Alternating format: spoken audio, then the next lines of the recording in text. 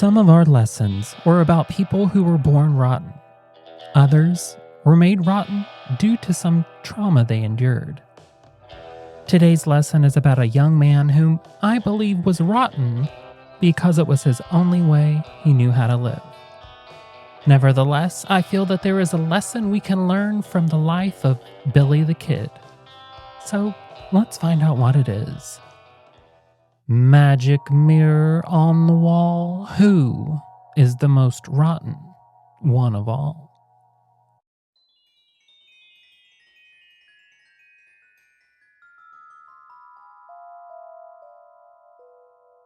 Hi, hello, and howdy, my darlings.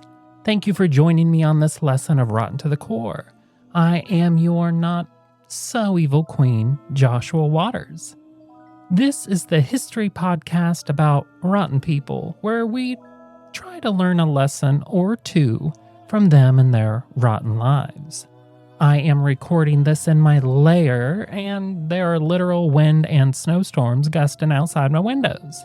Don't you wish that humans could hibernate in the winter like bears? Well, aside from eating dirt and pine cones to constipate themselves, that I can live without. Speaking of a pain in the butt, that brings me to our lesson today. He was a naughty little fella and was killed because of all of the rotten things he did. You've seen him in westerns, read about him in books, and have heard about him since we were all little kids. But what do we really know about Billy the Kid? There's a lesson or two in there somewhere. I can smell it. Little is known about Billy the Kid's early days, but he was likely born named Henry McCarty in the Irish slums of New York City sometime in late 1859. He was raised by his mama, Catherine McCarty, and she moved them first to Indianapolis, then Wichita, Kansas, before settling in New Mexico when Billy was a boy. His mother remarried a man named William Antrim once they were settled. Unfortunately, Catherine ended up dying from tuberculosis when Billy was around 15. His stepfather, William, didn't want to be shackled down by his ex-wife's kid, so he sent Billy to a boarding house. The death of his mother would just be the start of the rotten life of Billy. While he was staying at the boarding house, Billy made some friends with a couple of hoodlums who taught him how to steal. Well, apparently they weren't that good at it because Billy was arrested for the first time less than a year after his mama died, the first of many. A few days later, Billy escapes incarceration by, get this, he climbed out of a chimney. Skinny. And officially started his short career as a Wild West outlaw. His escape even made Silver City Herald the following day, and it's the first story ever published about him. It's believed that Henry then went to the mines where his stepfather was working, and he told him to leave town immediately, and most likely gave him a little spending money, which was kind. Billy then ventured off through the New Mexican desert for about 500 miles all alone. Sidebar, when you think about the past, does anyone else think about the smells? 500 miles through a desert on a horse? Ooh. I bet he smelled so bad it would make a pig's eyes water. Ooh. He then picked up a few jobs on ranches in the area and earned the notorious label Kid, which was a common name for juvenile delinquents. Billy then used his earnings by gambling frequently and falling in a gang led by local criminal John R. Mackey, who was known as a horse thief and suspected murderer. Along with Mackey, Billy is arrested again, this time under the name Henry Antrim. The pair are charged with stealing 3 horses that belonged to some soldiers, and despite being shackled, Billy manages to escape while the guards attend a local dance. I know, I've been a thief too. I steal hearts wherever I go. No, really, it's a problem. I spend a fortune on little coolers. In August of 1877, Billy got into a fight with another youth called Francis Wendy Cal Hill while at Camp Grant, Arizona. Cal Hill reportedly pinned Billy to the ground and slapped him. Billy then drew his gun and mortally wounds Wendy and then flees back to the New Mexico territory. Wendy did die the following day, and that act made Billy an official murderer. Now don't forget, this was the Wild West. There were local sheriffs and lawmen, but they really didn't go outside their jurisdiction. It was a real, they don't pay me enough for this. Most of the punishment was given out by vigilante justice, which was usually hanging, a bullet, or a prison cell. Hey now, come on, fellas. I'm sure we can work something out that'll benefit and satisfy us all. Sorry, past life flashback. I've had to squeeze out of a few tight situations myself. Billy then heads to Silver City and hooks up with a group of thieves, joins their gang. This band, known as the Boys, was part of a large outlaw network, basically the Wild West Mafia. Are you talking to me? You yellow-bellied sack of manure.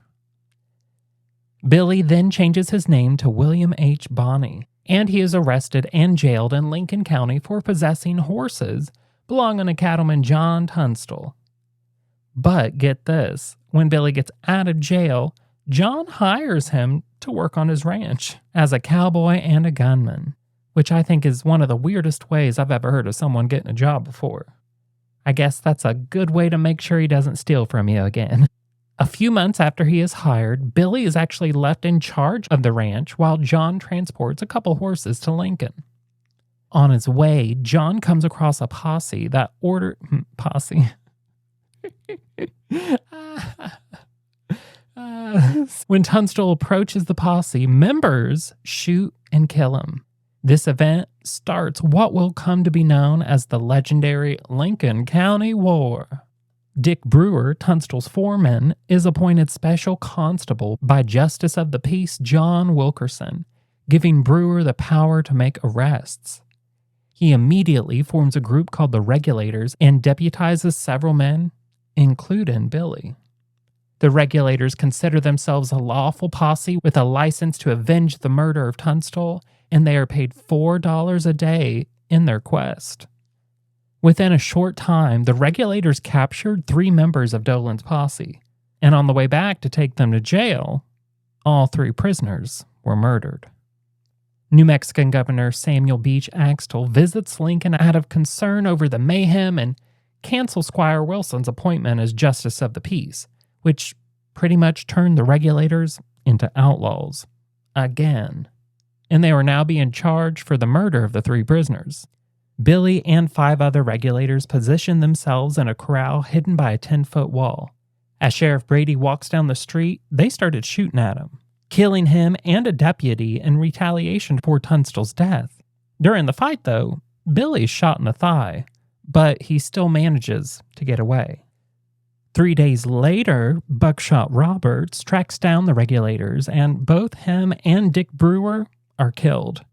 Over the next 3 months, the violence escalated on both sides.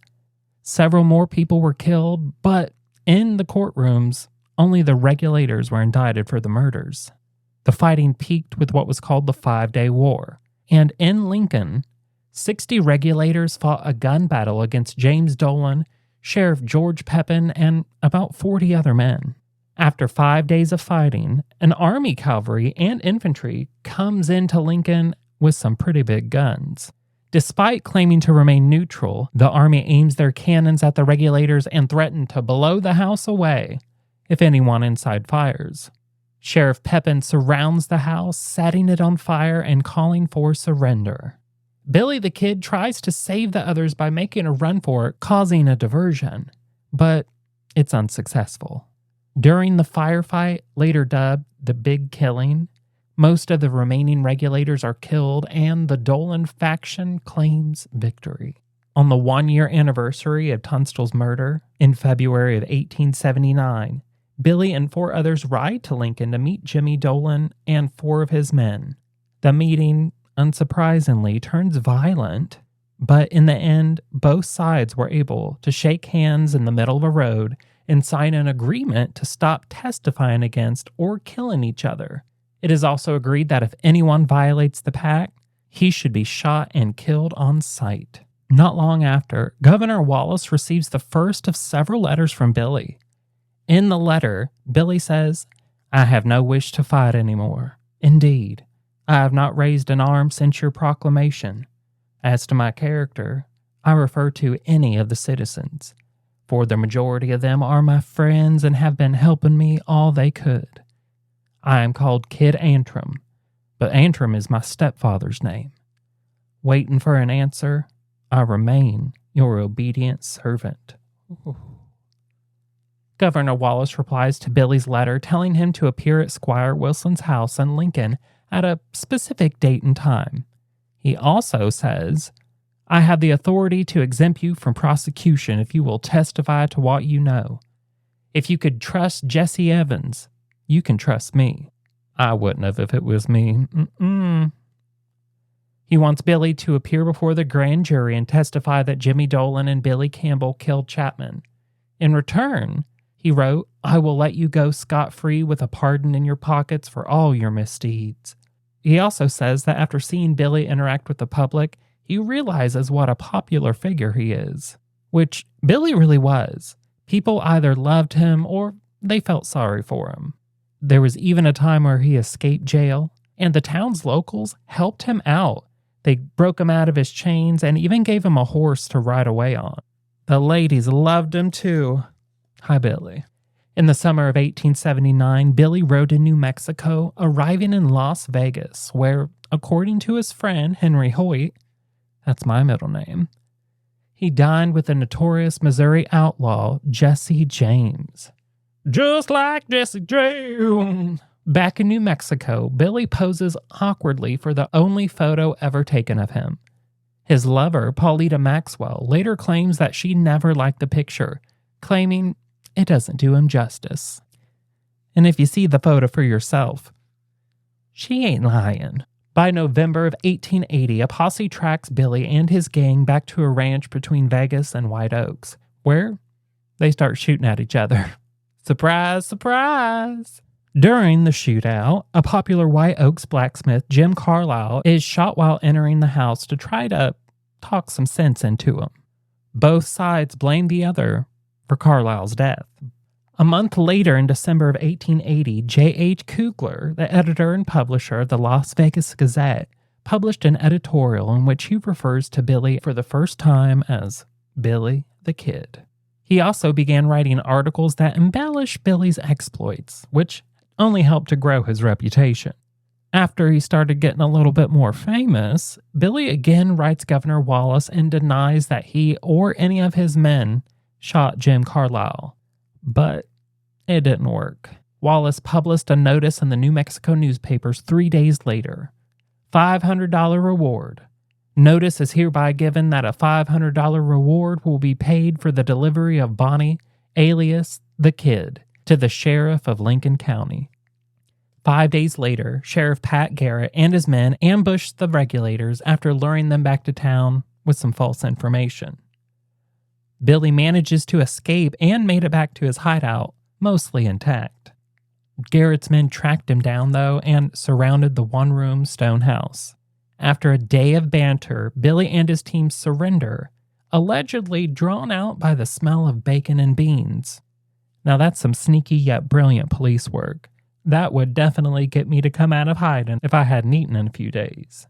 The Las Vegas Gazette publishes a jailhouse interview with Billy, and in it he is quoted as saying, "What's the use of looking at the gloomy side of everything? The laugh's on me this time." The trial for the murder of Sheriff Bradley begins in Santa Fe, and Albert Jennings Fountain, who had written some pretty bad stuff about Billy's former gang, is chosen to represent Billy. And after only 2 days of testimony, the jury returns a verdict for first-degree murder, and Billy the Kid is sentenced to die on May 13th. He will also be the only person that is convicted of any crimes from the Lincoln County War. But while awaiting execution in the Lincoln jail, Billy asked the guard if he could go to the bathroom. During the trip, he gains possession of the guard's gun and shoots him. Then, from Sheriff Garrett's office, he then grabs a 10-gauge shotgun, takes aim out of a jailhouse window at the second guard who is walking across the street, and kills him too. And this is where the locals helped him flee. It's written a lot that he stole a horse, but it's believed that the townspeople just gave it to him, with a saddle too. And the horse returned a few days later. It had either gotten away from Billy or he had sent it back to them. Horses are so smart.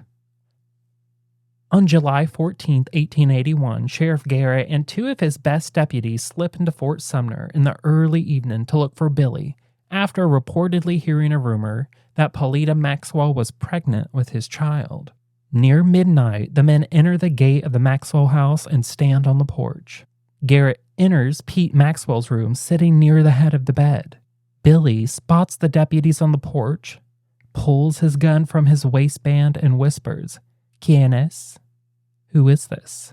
as he backs towards Maxwell's door. Did I mention that Billy was fluent in Spanish? Had no idea. Maxwell whispers to Garrett, "Él es." It's him. And Garrett pulls out his gun and fires twice, killing Billy the Kid before he can even shoot a bullet. A coroner's jury ruled that Billy's death was justifiable homicide. And later that afternoon, a wagon took his body to nearby Fort Sumner Cemetery. He is still buried there between two of his gang members. The grave even has metal bars over it to prevent theft, making it the only bars that would ever hold Billy the Kid. If you ever go to the grave, people leave coins, but mostly bullets there as a sign of respect for him. There are several conspiracies that Billy didn't actually die that day and went on to live under a new name, one of them being John Miller. In May of 2005, the bones of John Miller were disinterred in Arizona. Scientists compared the DNA with samples from blood believed to be from Billy the Kid, but no test results have been made public, and there's even a lawsuit that's been filed to release the findings. Billy the Kid also holds a record for the most motion pictures made by a single individual in filmmaking history.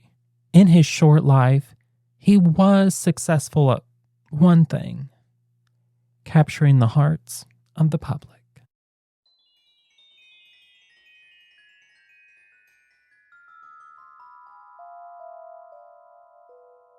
Well, what do you all think about the life of Billy the Kid? It is said that he killed as many as 21 people during his lifetime, but it's believed that the true number is closer to 10 or less. He honestly wasn't nearly as rotten as I believed before we began.